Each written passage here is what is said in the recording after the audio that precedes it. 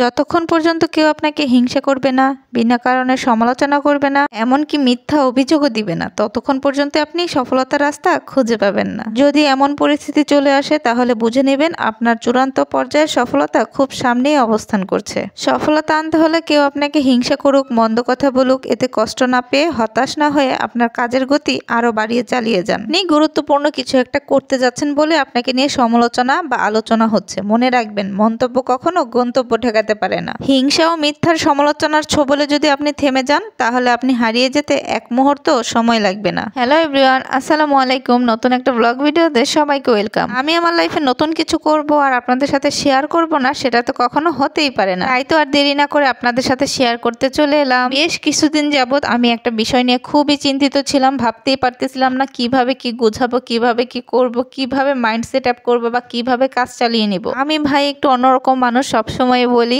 আমি যে কোনো বিষয় একটু আগে থেকেই ভেবে চিন্তে রাখি। যে একটা কথা আছে না, ভাবিয়া করিও কাজ, করিয়া ভাবিও না, একটা চমৎকার কথা আছে, ভবিষ্যতের চিন্তা করাই কিন্তু জ্ঞানীর কাজ। আমি অবশ্য জ্ঞানী কিনা জানি না, তবে অগ্রিম চিন্তা ভাবনা করে রাখা এবং চিন্তা ভাবনা অনুযায়ী কাজ করা আমার ছোটবেলা থেকেই একটা অভ্যাস বলতে পারেন। যেমন ধরুন, লেখাপড়া করা অবস্থা থেকে আমার একটা টেনশন ছিল যে লাইফে কিছু একটা করতে হবে, কারণ বাবা মা ভাই বোন সবারই থাকে।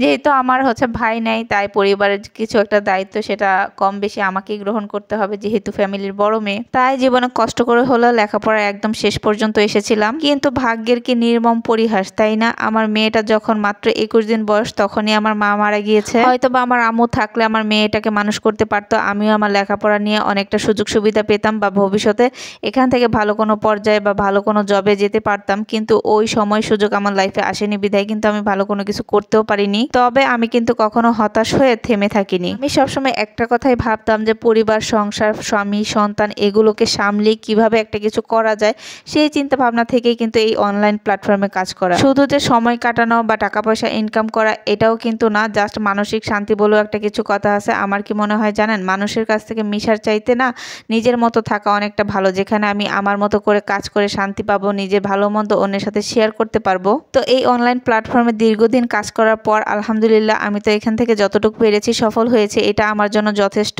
পর আবার ফিরে আসা যাক সেই আগের কথাটা। ওই যে বলেছিলাম না, আমি একটু অগ্রিম চিন্তা ভাবনা করি। যেহেতু আমাদের পেজের কাজগুলো অনলাইন বা টেকনোলজি নির্ভর, কখন কার সাথে কার পেজে কি হয়ে যায় সেটা তো আসলে বলা যায় না। কারণ আমার দেখা অনেক বড় বড় মনিটাইজেশন পাওয়া পেজও আছে যাদের পেজগুলো ডিসেবল হয়ে গেছে। এই চিন্তা ভাবনা থেকে আমি এখানে কাজ চালিয়ে যাওয়া অবস্থায় আরো 2টা কাজের সাথে যুক্ত হয়েছি। সেই খুশিতে আমি চলে আসলাম সেই ইনফরমেশন আপনাদের সাথে শেয়ার করতে। আমি কিন্তু এখন নিয়মিত ফেসবুকের পাশাপাশি ইউটিউবে কাজ চালিয়ে যাচ্ছি। আমার ফেসবুকে যে আপু ভাইয়েরা ইউটিউবে আছেন তারা কিন্তু চাইলে আমার চ্যানেলটাকে সাবস্ক্রাইব করে পাশে থাকা বেল আইকনটিকে অন করে দিতে পারেন। এতে করে আমি ভিডিও ছাড়ার সাথে সাথে আপনারা আমার ভিডিওটি দেখতে পাবেন। আমার পেজে কিন্তু আমার ইউটিউবের লিংক দেওয়া আছে, যারা আগ্রহী তারা কিন্তু লিংকে ক্লিক করে ইউটিউবে জয়েন হতে পারেন বা সাবস্ক্রাইব করতে পারেন। আজকের মতো এখানেই বিদায় নিচ্ছি, দেখা হবে পরবর্তী ভিডিওতে। আল্লাহ হাফেজ।